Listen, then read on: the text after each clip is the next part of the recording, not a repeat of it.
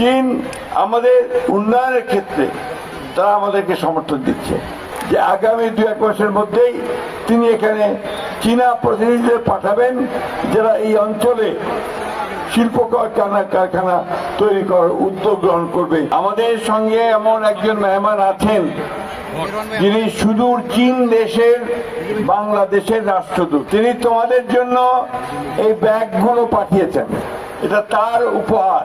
তোমরা খুশি হয়েছ? তার জন্য এবার একটা জোরে হাততালি দাও।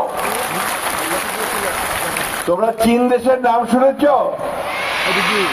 আমাদের কিছু দূরেই পাশেই ভারতবর্ষের একটা অংশ আছে, তারপরে চীন দেশ, বিরাট দেশ। চীনের প্রাচীরের নাম শুনেছ? অনেকেই শুনেছ, তাই না? পৃথিবীর 7টা আশ্চর্য স্থাপনার মধ্যে সেটা একটা, তাই না? তো আমরা সেই দেশের প্রতিনিধিকে আজকে আমাদের এখানে পেয়েছি। আমরা তার কাছে কৃতজ্ঞ, তিনি আমাদের বাচ্চাদের জন্য, স্কুলের বাচ্চাদের জন্য এই উপহারটি, ব্যাগটি আমাদের দিয়েছেন।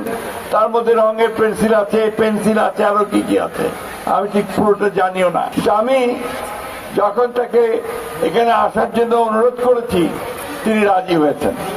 আমি সেই জন্য তাকে আমার পক্ষ থেকে, তোমাদের পক্ষ থেকে আন্তরিক ধন্যবাদ জানাই। চীনের রাষ্ট্রদূত আমার একজন নিজস্ব ব্যক্তিগত বন্ধু, তার সঙ্গে আমার সম্পর্ক বেশ কিছুদিন ধরে খুব ঘনিষ্ঠ। আমি ইতিমধ্যে 2বার চীনে গেছি, তারও আগে আমি চীনে কয়েকবার গেছি। কিন্তু চীন প্রতিদিনই বদলায়, প্রতিদিনই তার উন্নত হয়, উন্নত থেকে উন্নততর হচ্ছে। আজকে সারা পৃথিবীতে চীন একটা শক্তিশালী দেশে পরিণত হয়েছে। চীন সবচেয়ে বেশি এখন তাদের জনগণের কল্যাণ করেছে। এখন বিভিন্ন দেশে তারা আমাদেরকে সমর্থন, সেইভাবে আমাদেরকেও সমর্থন দিচ্ছে। আমাদের উন্নয়নের ক্ষেত্রে তারা আমাদেরকে সমর্থন দিচ্ছে। আমাদের রাস্তাঘাট, ব্রিজ, কালভার্ট, ইউনিভার্সিটি, এগুলো তারা বানানোর থেকে আমাদেরকে সমর্থন দিচ্ছে। সেই জন্যই আজকে আমি ওনাকে এখানে দাওয়াত করে এনেছি যে উনি আমাদের ঠাকুরা এলাকার জন্য ওনাকে দিয়ে আমরা কিছু কাজ করতে চাই। সেই কাজগুলোর মধ্যে হচ্ছে আমাদের এখানে আমরা শিল্প কলকারখানা তৈরি করতে চাই। সেই শিল্প কলকারখানা তৈরি করাতে উনি আমাদেরকে সাহায্য করবেন। উনি কথা দিয়েছেন যে আগামী 2-1 মাসের মধ্যেই তিনি এখানে চীনা প্রতিনিধিদের পাঠাবেন যারা এই অঞ্চলে শিল্প কারখানা তৈরি করার উদ্যোগ গ্রহণ করবে আমাদের ব্যবসায়ীদের সঙ্গে। প্রিয় ছেলেমেয়েরা এবং প্রিয় ভাই বোনেরা, যারা গার্জিয়ানস আছেন, যারা এখানে অভিভাবক আছেন, আপনারা সবসময় মনে রাখবেন যে কোনো জাতি কখনো এমনি উন্নত হতে পারে না। আজকে চীন যে উন্নত হয়েছে তার নিজের চেষ্টায় উন্নত হয়েছে। তার ছেলে মেয়েদের লেখাপড়া শিখে এবং আরো বেশি করে কাজ করে তার উন্নত হয়েছে। আমাদের বর্তমান প্রধানমন্ত্রীর নাম জানো তোমরা? বলো তো, প্রধানমন্ত্রীর নাম কে? জোরে বলো। তিনিও বলেছেন তিনি শিশুদের সঙ্গে কাজ করতে চান, শিশুদেরকে আরো বেশি লেখাপড়া শেখাতে চান, তাদেরকে উন্নত করতে চান। এই জন্য তিনি কতগুলো কাজ হাতে নিয়েছেন।